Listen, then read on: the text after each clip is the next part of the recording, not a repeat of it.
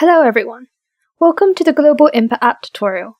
In this part of the tutorial, we will learn how to use the Global Input App as a sign-in device for signing into the applications on computers, smart TVs and other devices.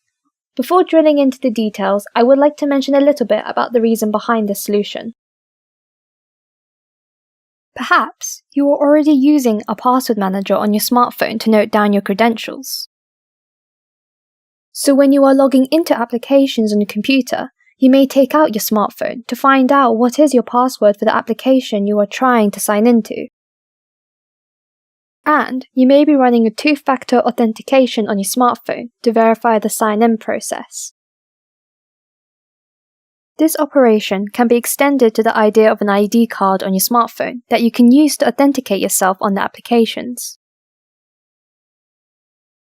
The biometric authentication on smartphones and strengthening of the security of the smartphone operating systems makes this solution more like a biometric ID card.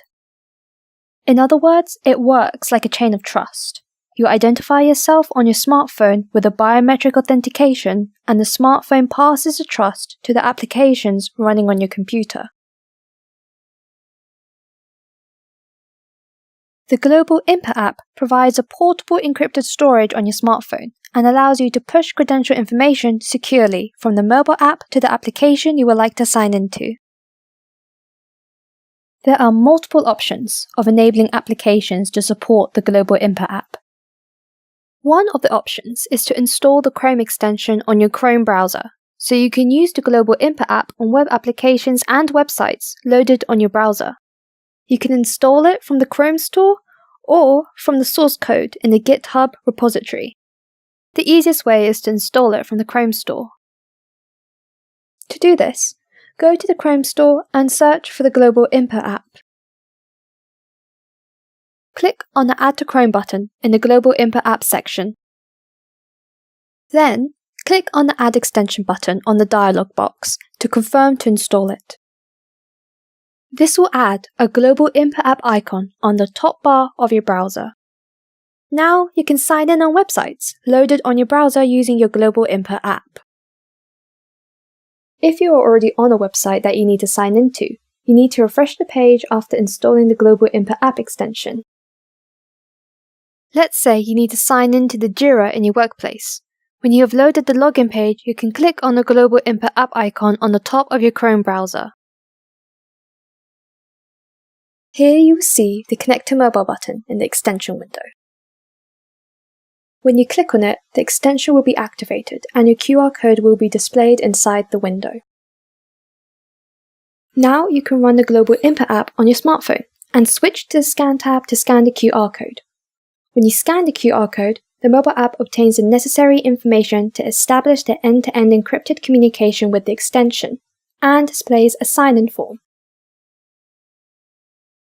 The form on the computer screen is being filled as you are typing your username and password on your smartphone. And you can press the login button on your smartphone to carry out the sign-in operation on your computer.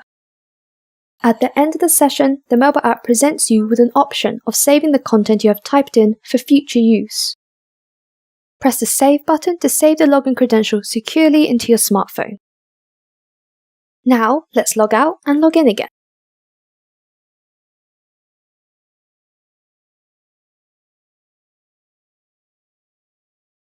Again, click on the Global Input App icon to make the extension window appear, and then press the Connect to Mobile button. On the Global Input App, go back to the Scan tab and scan the QR code. This time, you can see that there is a Matched button, which means that the mobile app has found at least one matching record. Pressing the Matched button presents you with a list of records matching the web page loaded on your browser. Select the record to expand it. The contents of the fields are displayed with the asterisk symbol, for it is not decrypted yet. The design of the app adopts the approach that the data stays encrypted and decrypted only when it is needed. Another advantage of this approach is that you can sign in without hiding your mobile screen, especially suited in a workplace environment. You can still decrypt and reveal the content on your mobile screen if you want by pressing the Show button. Now you can press the Select button to push the data to the sign-in form being displayed on your computer screen. You can see that both the form on the computer screen and that on your mobile screen are now filled in with the data you have selected. Now you can press the Login button on your smartphone and complete the sign-in process. This concludes the part 1 of this tutorial. Part 2 covers how to implement the sign-in solution without using the Chrome extension.